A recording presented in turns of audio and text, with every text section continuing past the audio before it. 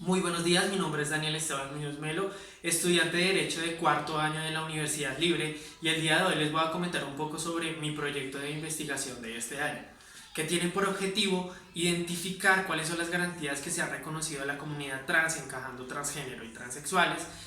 eh, en materia de derecho a la salud en el contexto social colombiano hasta el año 2020.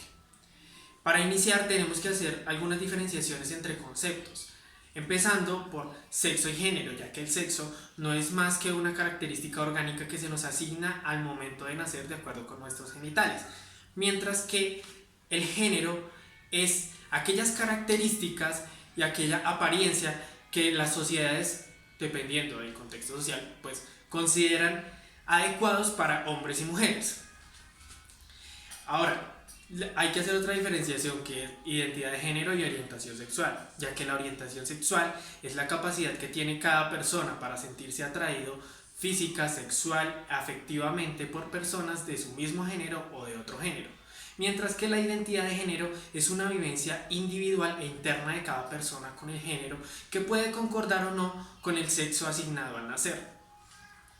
De esta manera ahora vamos a explicar la diferencia entre transgénero y transexual, ya que el transgénero es aquella persona cuya identidad de género o vivencia y expresión de género no concuerdan con el sexo asignado al momento de nacer, pero que no han pasado por un procedimiento de reasignación o reafirmación sexual.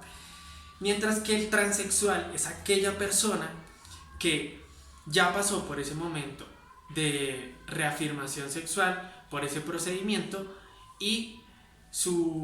para que sus características físicas concuerden con el género con el cual se identifica. Ahora, en materia normativa, para poder hablar de la norma colombiana, tenemos que hablar primero un poco de la internacional. Y lo más importante es tener en cuenta que hay una serie de principios llamados Yogyakarta, que fueron creados por una serie de organizaciones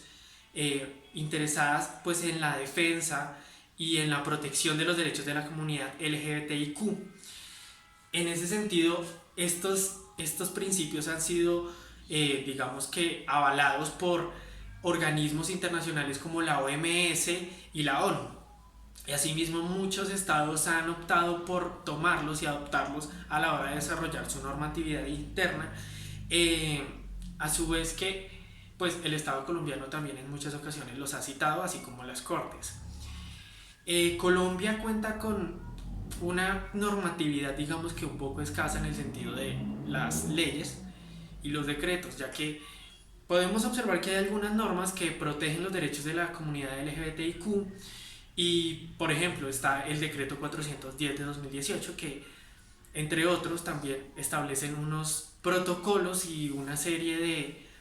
de estrategias en cuanto a la inclusión y a la discriminación por razón de sexo y orientación sexual. Pero digamos que a la hora del derecho a la salud se quedan un poco cortos. Ahora si hablamos del desarrollo jurisprudencial es un poco más extenso, ya que la Corte ha protegido los derechos de la comunidad trans en repetidas ocasiones, como cuando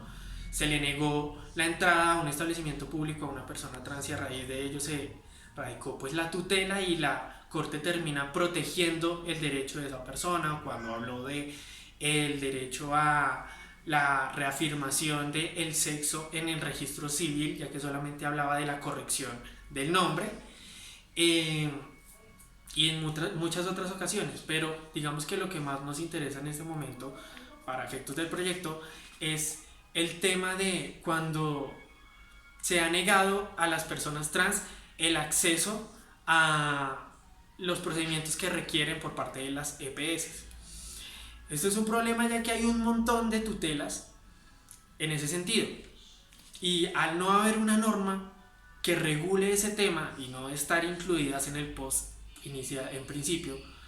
pues termina quedando al arbitrio de la persona encargada de rechazar o admitir esas solicitudes, el admitir o no el tema de la solicitud de los procedimientos.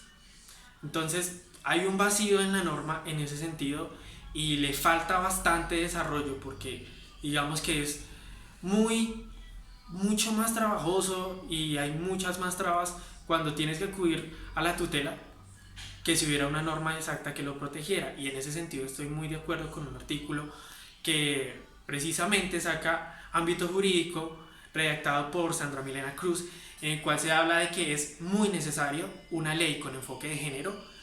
que permita proteger a la comunidad LGBTIQ, y me parece que en este sentido también debería pronunciarse para llenar todos esos vacíos que hay en cuanto a la comunidad trans,